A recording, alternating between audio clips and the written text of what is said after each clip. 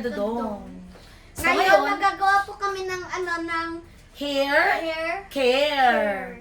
Ayan, sariling Ano ba pagkakaiba ng hair care? hair care, pangangalaga sa buhok. Ako at saka si Jose. Kasi di ba, Mama, wag mo nalagyan si Papa kasi kalbo naman. kasi papahabain ko na ngayon buhok ko kasi may mga natatanggap ako mga bigay na mga ipit-ipit. Kailangan ko alagaan yung buhok ko. Ngayon, meron pala tayo dito, tubig namin ngayon ay lemon with cucumber para healthy din po. Para maglinis ng toxify ng body. So ngayon first, unahin ko ginger, no? Sasabihin ni Sayon kung anong benefits ng ginger. Sige Ito. na. Nagpapalakas ng buhok. May antioxidants at anti-inflammatory properties na nagpapahusay ng sirkulasyon sa scalp na tumutulong sa paglago ng malakas na buhok. Napigil ng pagkabulok ng buhok, napigil sa pagkamatay ng follicles ng buhok at binabawasan ng pagkabulok. Nakakatanggal ng dandruff. Ang antifungal at antibacterial na katangian nito ay natulong na alisin ang dandruff at pamamaga ng scalp. Para sa ginger. Opo. Ngayon naman sa aloe Saglit vera. muna, mamaya na kapag nag-ano ako ng aloe vera. So narinig mo kung gaano maraming benepisyo ang ginger. So bago ako nag-isip ng healthcare na ito, ay pinag-aralan ko syempre ang mga benepisyo bawat isa. Nag-research. Yan, kasi gusto ko talaga na bumalik yung ganda at saka bulky ng hair ko. So ang gagawin ko dito sa ginger, yan, inano ko siya. Tapos kukunin lang natin ang katas. Dinamihan ko na ang gawa ko para good for hanggang sa maubos siya. Lagay ko lang siya sa freezer para hindi siya masira. Saglit lang, tapusin ko lang to para Dito mo na, mas malaki butas. dito para maano yung katas. Dahil bakasyon ngayon mga palangga, kaya magsisipag ako alaga ng aking sarili. Ano yung rimas? Para pagdating ng pasukan, maganda na yung buhok ko. Mama, ano yung castor oil, yung rimas, langis ng rimas? Hindi ko alam kung ano yung langis ng bilis. Basta yan castor oil.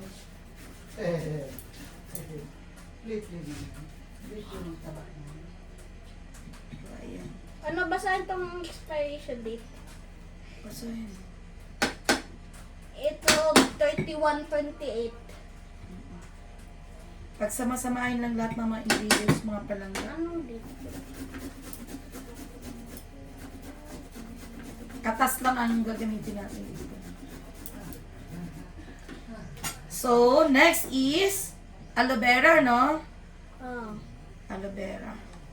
O, basahin mo ang benepisyo ng aloe vera. Aloe vera, nagpapahidrat ng scalp at buhok. May malaking halaga ng tubig at vitamins na nagpapahidrat at nagpapakinis ng tuyo at madaling mabasag na buhok. Nagpapalakas ng follicles. May enzymes na nagpapahusay ng kalusugan ng follicles at tumutulong sa paglago ng buhok. Napigil ng panggagati at mamamaga. Ang anti-inflammatory na katangian nito ay natulong sa mga problema tulad ng pangangati at eczema sa scalp. So, yun naman ang mga benepisyo ng aloe vera. Alam natin, the best talaga to. Pampakapal ng buhok, pampaganda, pampaitim ng buhok, pampaganda ng tubo ng buhok. So, ayan ang aloe vera. Dinadamihan ko na para stock. So, tatry ko muna tong mga home care, home remedy natin. Bangan naman mo. Ito. Na? Mga sibuyas. Namay ko. Kunin lang natin to. Tapos, inuhin para magiging Kasi puro katas lang kailangan natin dito. Okay. Ilang aloe vera gagamitin? Estimate nyo na lang mga indeed kadlong kasi hindi naman to wala namang overdose nito kasi puro naman to mga tanim lang to sa paligid. To aloe vera, tanim ko lang to. Organic. Papakita ko to sa inyo para gayahin nyo. Tsaka masubaybayan nyo naman yung buko ko ano na kasi na buko, tingnan nyo. Ang tuwap-tuwap. Salamat sa mga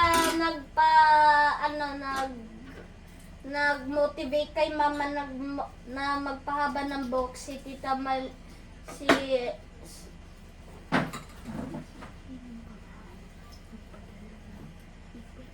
Hindi pwede sabihin. Salamat doon sa isang viewer namin na nagpadala ng ipet. Salamat sa Dalawa sila. motivation. Dalawa sila nagpadala, di ba? Ano yung pangalan isa? Pwede sabihin yung isa? Si Ate Lynn.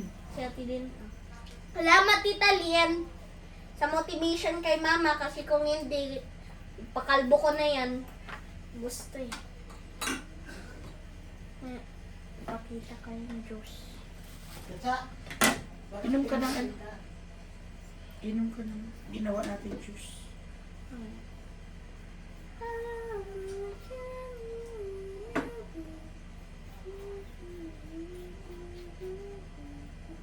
Mama, alam mo ba yung mga seeds ng aloe vera dyan sa sa tubig?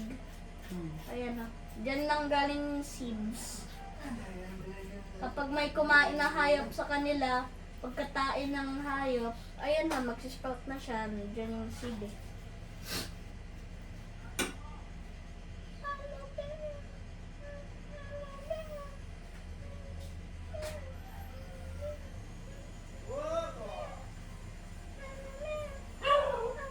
Pwede rin to blender nyo para pinipilo. Pero ako ano yan. Pwede na siguro to. Marami na ako magagawa. Ito, castor oil. Langis ng rimas. Nagpapalago ng buhok. May retinoic acid na nagpapahusay ng sirkulasyon sa scalp at nagpapalakas ng follicles na nagpapabilis ng paglago ng buhok.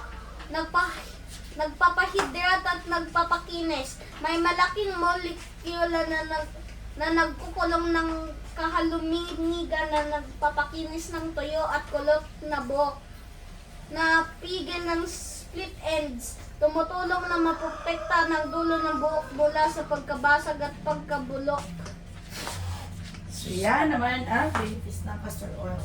So mamaya na ako ito po yung castor oil na gagamitin ko. Order ko lang to sa Shopee. Then, ngayon naman ay Lagyan mo na. hindi na, mamaya na pag nagawa na yung mixture. Sibuyas. Ganyanin ko rin siya para makakuha yung katas. Ito, benefits ng sibuyas. Nagpapalago ng buhok.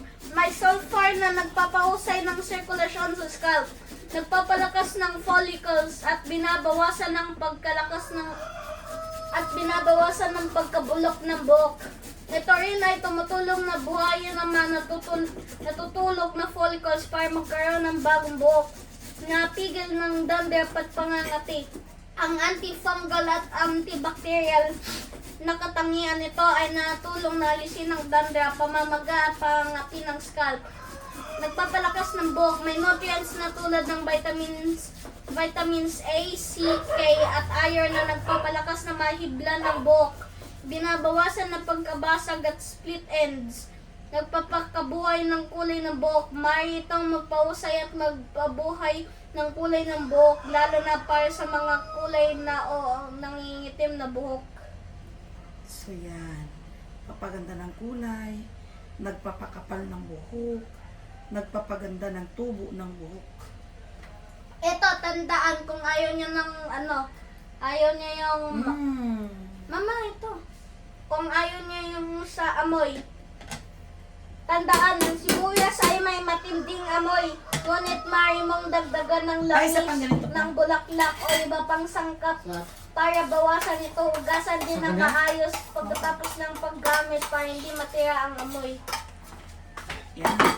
Pinagalo-halo ko lang. Tapos yung black coffee. Oo, sige, basahin mo na yung black coffee. Nagpapalakas So, meron ng tayo kulay nito. ng buhok, lalo na para sa mga may kayumangging o itim na buhok. Nagpapalakas nito ang kulay at nagpapabuhay Tela pala ng puti ba? dating itsura. Maliit, anyo, yung panyo na Nagpapahidrat at puting-puti. nagpapakinis. May antioxidants Oo. na nagpapahidrat at nagpapakinis ng buhok na binabawasan ng pagkatusok. Nakapigil ng dandruff. Ang antibacterial na katangian nito ay matulong na alisin ang dandruff at pamamaga ng scalp.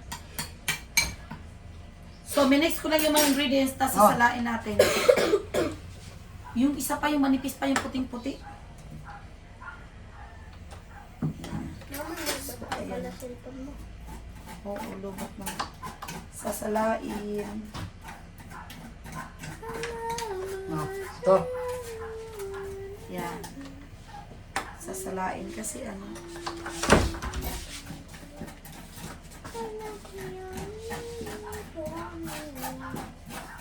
Doon pala sa Maynila, may namas ko din. Kahit ang daming sakyan. Namas ko nga sa sakyan. Ang gagawin ko mga kapangga, nahirapan ako dito, pipigain ko na lang. Malinis to ha. Pigain ko siya.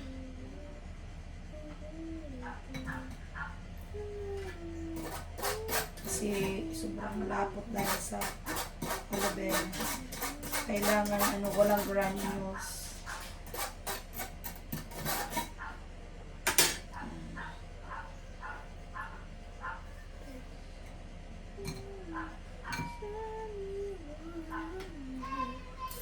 So, ulitin ko ang ingredients. Ginger, aloe vera, Ako na. Ginger, aloe vera, castor oil, coffee powder, sibuyas. so yan ang mga ingredients. Lahat po yun ay may benepisyo sa Mga lima kakakong ang gagawin nyo, twice nyo ito gagamitin sa isang linggo. Ayan na oh. Ano yan? Katas. Ayan oh. Makatas siya.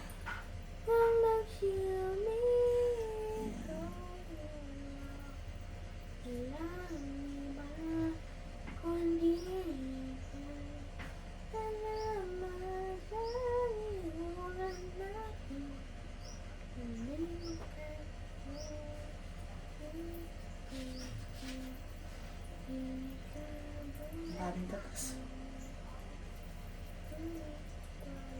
Tapos dito na titimplahin yung ano. Dito na titimplahin yung coffees. At yung castor oil. Mm-mm. Ay, nabutas. Tumalsik.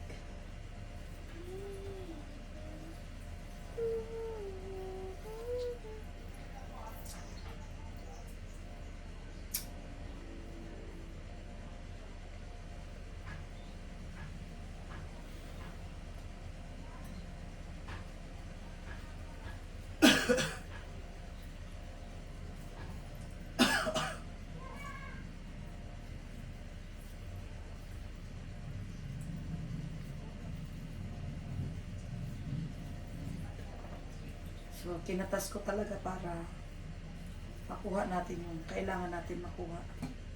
So, ito na po siya. Ayan na po yung katas. Then, hugas muna ko ng kamay. Ipahid ko na sa ilog ko.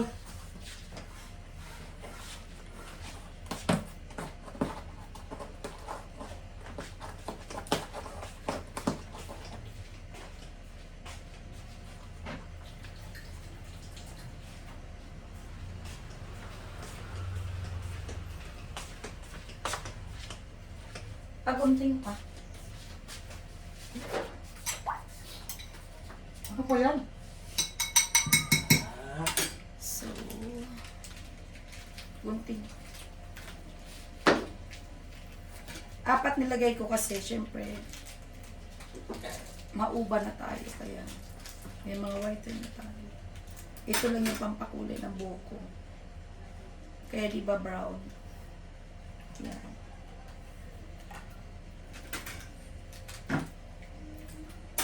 Yan din. Ilalagyan ko rin si Jose kasi para mag-ano.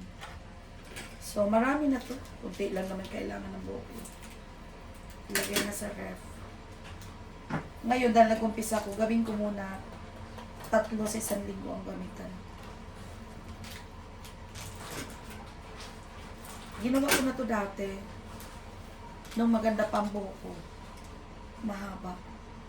Ngayon ko lang to ibalik ulit kasi magpapahaba nga ako ng buhok. Then, lalagyan natin ng 3 kutsarang castor oil.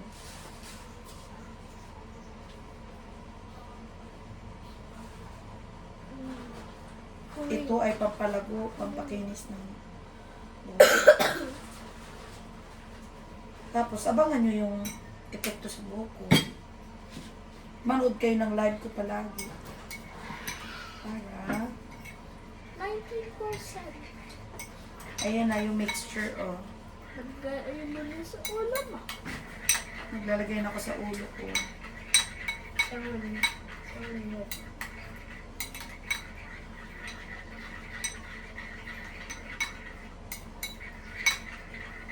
Ayan siya. Para humaba ang buhok natin. Bumalik yung sigla. Nagtampo kasi yung buhok ko.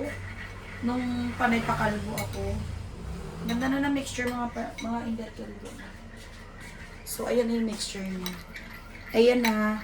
So, ito para maganda yung growth ng buhok ko. Umitim. Magkakulay yung mga white hair. Mabawasan. At saka kumapal yung buhok ko. Okay? Ganda na mixture. Oh. Yan yung mixture. Ulitin ko ang sangkap nito. Ay, anong sangkap nito, Sayon? Ginger, aloe vera, Aloe vera. ginger, aloe vera, Nescafe powder, yung poro, sibuyas, castor oil. Okay? So, i-apply ko na sa aking buhok. So, magpapaalam na tayo mga palangga. Bye! Mag-picture na lang ako na nilagay ko na sa buhok, ha? Bye! Thank you so much. Please panoorin nyo ang aming mga video. God bless us all. In-apply ko na mga palangga sa buhok ko. So, abangan nyo kung effective ba. Pero alam ko effective. Kasi na-try ko na to dati nung maganda ang buhok ko. Nagpapariban ako, pero bago ako magpariban, inaano ko muna yung buhok ko ng mga ganito. Yan. Minsan yung ginagamit ko. Mas tamihan nyo paglalagay sa bandang may uban.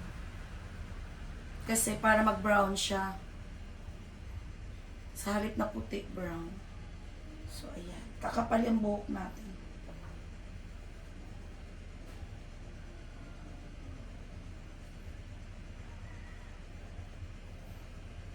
At ibuhos ko na. Ayan. Tapos massage. Ayan. Okay na. Okay na mga palangga. So, meron ako itinabi. Kasi gagawin ko 3 times ako for a week mag-apply nito. May itinabi ako. Para gagamitin ko sa sunod na araw. At ito na ang kakalabasan natin. Okay, thank you so much. Bye. Sige na pa. Tapos picturean mo to pa. Para pang front. Dapat pala pinicturean natin kanina yung mga ingredients. Sige na, bye-bye na. Bye-bye.